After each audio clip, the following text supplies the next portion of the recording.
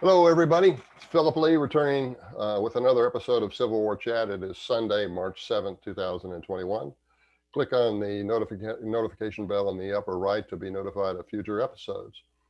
Today, I'm going to talk about Christianity and Robert E. Lee. I've been asked to speak to a group down in Naples later this week on this topic and on Confederate monuments. And the group is a group of Christians, fundamentalist Christians, I think mostly. But what I have noticed is that church leaders, Christian church leaders, whether it be Episcopal or Baptist or just about any denomination, have been turning away from Robert E. Lee, even though Lee himself was quite religious. And it's not something that I'm an expert on. I'm sort of casually religious, but I did want to kind of, before I make my speech down there, do some more research on Lee and address this.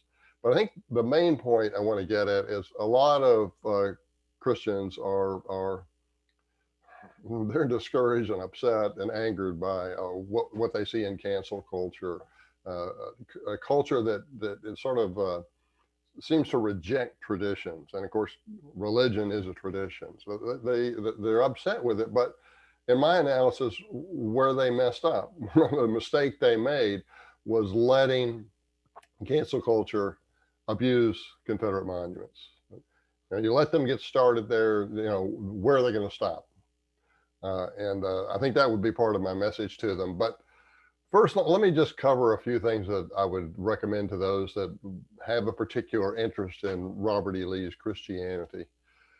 When you read his personal letters, and there are probably thousands of them to family members especially, his fundamental belief in God and Christian God, I think he was Episcopalian, is it's obvious. So one way to get started is to get the book, The Recollections and Letters of General Robert E. Lee by his son, Robert E. Lee Jr. Now, this was published in 1904, which means it's available for free on the internet. And that's kind of nice because what you can do is just pull it up on the internet. Again, the Recollections and Letters of General Robert E. Lee by Robert E. Lee Jr. in 1904.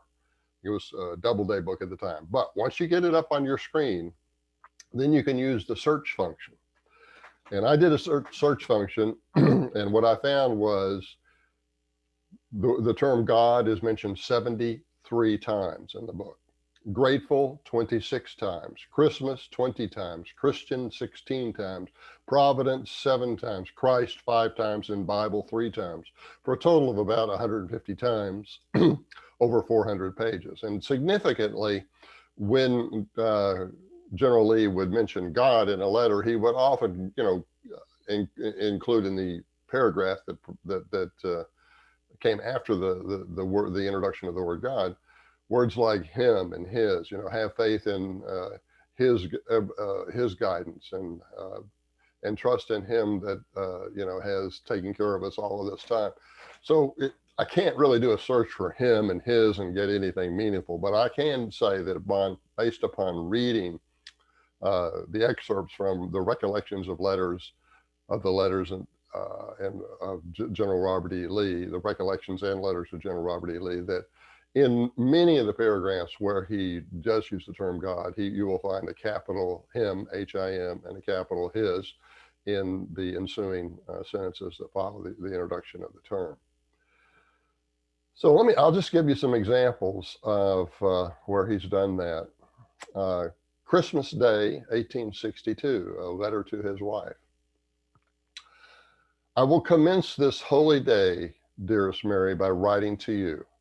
My heart is filled with gratitude to Almighty God for his unspeakable mercies.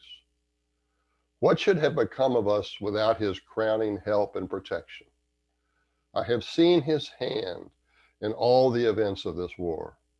Oh, if our people would only recognize it and cease from their vain self-boasting and adulation, how strong would be my belief in the final success and happiness of our country. For in him alone, I know, is our trust and safety. There's the use of the word him for God. H-I-M. Now, a month or two before that, he also wrote his wife about the death of, I think it was a 23-year-old daughter who had never been healthy. I cannot express, my dear Mary, the anguish I feel at the death of our sweet Annie. To know that I shall never see her again on earth, that her place in our circle, which I always hope one day to rejoin, is forever vacant, is agonizing in the extreme. But God, in this as in all things, has mingled mercy with the blow in selecting that one best purpose to leave us. He has taken the purest. In a number of letters, Lee seems to adopt the faith that all things will work together for the good for those who believe in God. I'm paraphrasing it, but it comes from the New Testament somewhere. I guess it's St. Paul that might have said it. But in a number of instances, Lee falls back on that assurance because he faced defeat. And it's obvious there were defeats that he faced in the war. There were hardships he faced, but he felt that that things will work out in the end. He had a underlying faith that whatever happens, ultimately God is in control. And he had that same sort of belief towards slavery. Before the war, he famously said he thought slavery was an abomination and it was harmful for the white people, just as like it was harmful for the blacks, though in different ways. Basically, he was saying it eroded the character, it ate away at the character of the white people. But he said that he couldn't see how to end it, and Lincoln himself said during either with the debates with Stephen A. Douglas or in other pre-Civil War speeches, he didn't know how to end it. And really, it was forced upon him during the Civil War as a military action. He admitted that. Lincoln admitted he ended slavery because by emancipating them, he hoped to either create a slave uprising in the South, which would cause the war to end, or bring in more support from the international community for the North, and possibly bring black soldiers into the U.S. Army.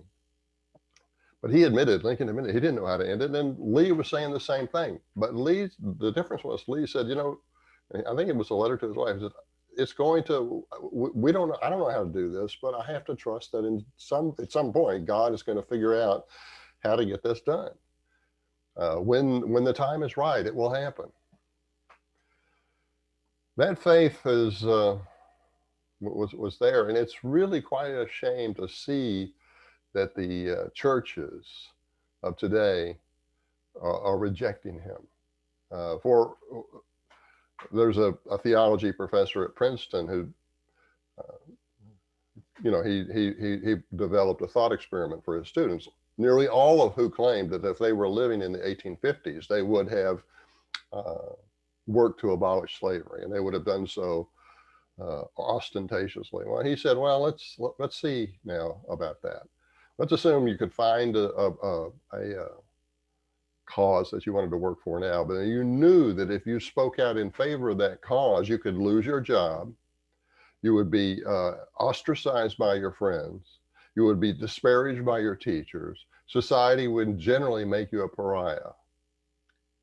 Even though you thought that cause was right, would you really do it? Would you really speak out in favor of it? And it's pretty obvious with today's cancel culture that no, they wouldn't.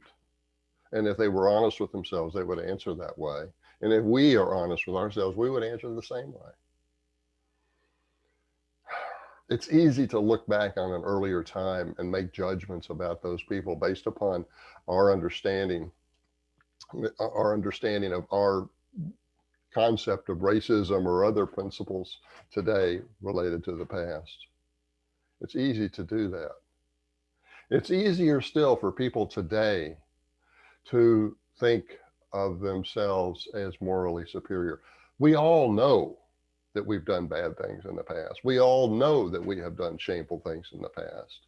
And there's a little voice on our shoulder that says, you know what? If I go out and point that person out as being morally inferior, and then that enables me to cover my own shame. That enables me to be a superior person to this other person. And when in reality, what you're doing is you're tying yourself down with a false principle that entraps you as much as it does your enemy. So let me just continue with a little bit more of Lee's remarks in his letters that might kind of show you how he was thinking in terms of God. He was heading early in the war. He was heading to West Virginia, the western part of the state of Virginia at that time, to to become a military advisor to the local Confederate commanders there. And as he was, heading in that direction, he went across the Blue Ridge Mountains, and at one point he had a chance to send a letter back to his wife, and he wrote, "What a glorious world Almighty God has given us. How thankless and ungrateful we are." So here in the middle of the war, or not in the middle, but in the beginning of a war, he's off marching off, going off to war, and he's just struck by the beauty of nature. And he gives credit to God for that. Later on, he gives advice to his youngest son. Robert E. Lee Jr. was actually his youngest son. "You must study hard. Learn your duty to God and your neighbor. That is the great object of life." And it's interesting also, I should point out that while those that are anxious to condemn Lee for fighting with the Confederacy when the Confederacy had legalized slavery, keep in mind that all three of Lee's sons joined the Confederate Army.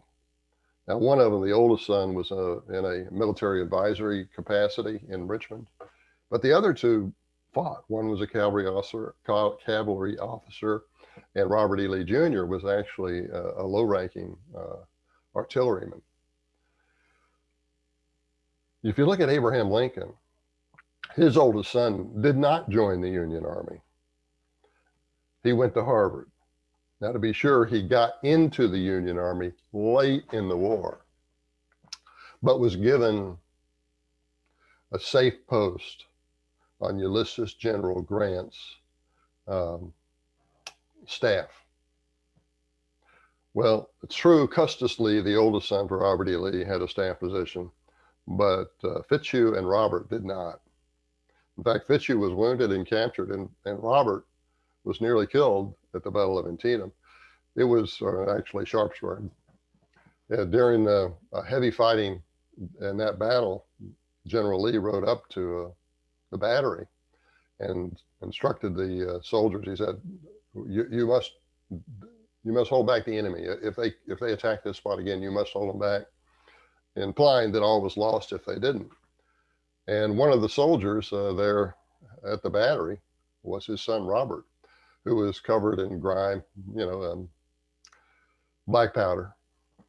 And General Lee did not recognize him. As Robert Jr. spoke up, says, "General, you do not recognize me?" He did after the boy spoke up. And he just told him, he says, "Yeah, you've got to stay here." He didn't say "to," he didn't say "you also." He said, "You must stay here. You must not lose this position." Abraham Lincoln did not do that with his oldest son, Robert. He didn't tell his oldest son, "You've got to go out there and fight. I'm having boys from all over America go fight." "No, you don't have to." That's what he told him. "You don't have to." That's worth something. Just, it's the morality, people's morality is not all about racism.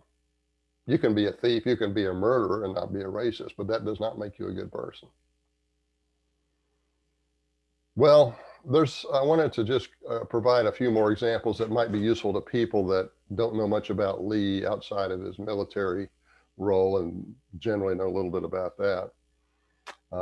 But at his time, for example, at Washington College after the war, he spent 5 years at Washington College, which then ultimately became known as Washington and Lee. And I'm going to give some examples of his attitude towards the instruction of young men. At that time, the students were all men, young boys or men, young men. One of the freshmen, when he came into the school, asked Robert E. Lee, he said, General Lee, can you give me a list of the rules here at Washington College? Lee responded, we have but one rule, and it is that all students must be gentlemen. This reflected his beliefs on how to instruct young men, young people really. But here's what he said.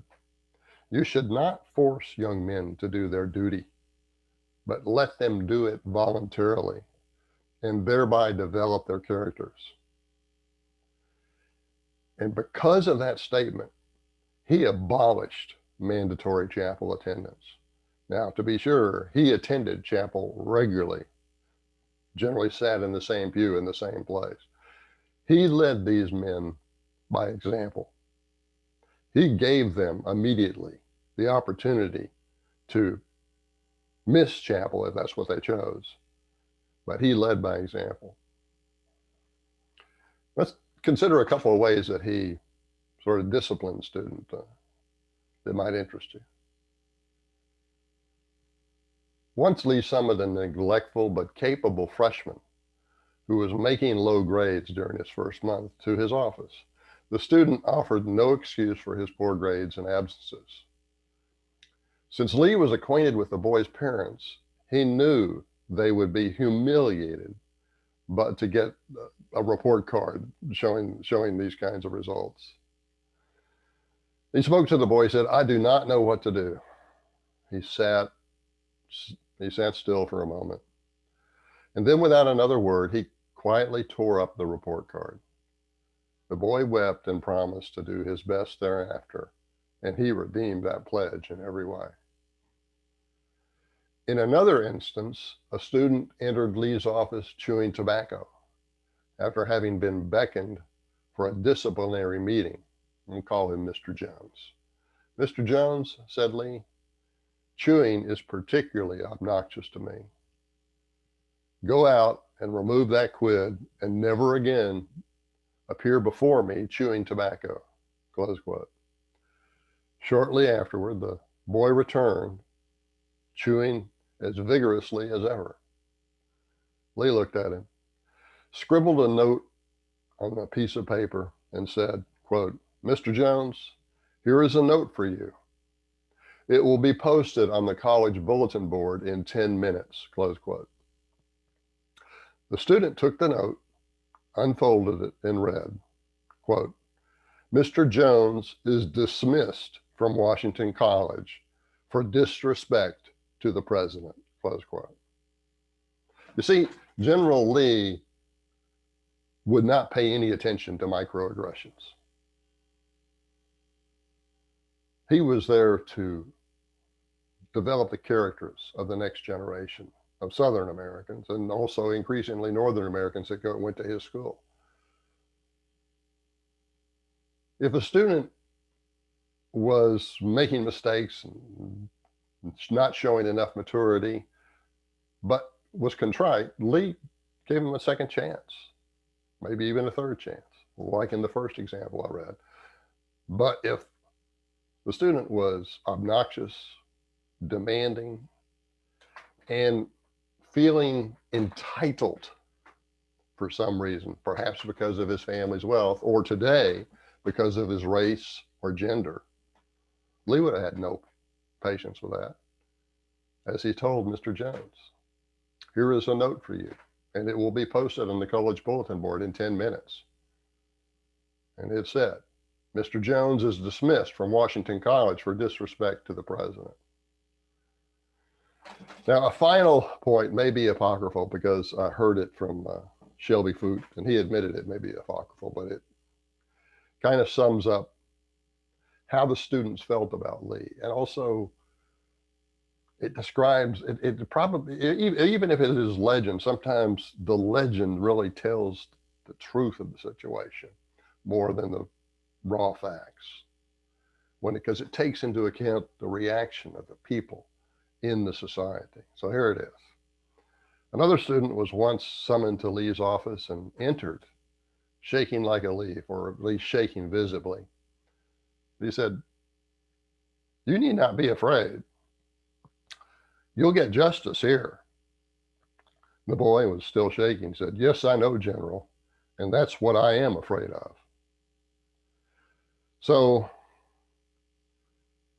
for those of you that I'll be speaking to later this week at the convention of religious faithful, I look forward to meeting you. I hope we can talk together and communicate, share ideas, and get to know one another's perspective. I feel sure that we will. I don't feel anybody's going to be walking out because of microaggressions. But anyway, I've had my say, and thanks for watching.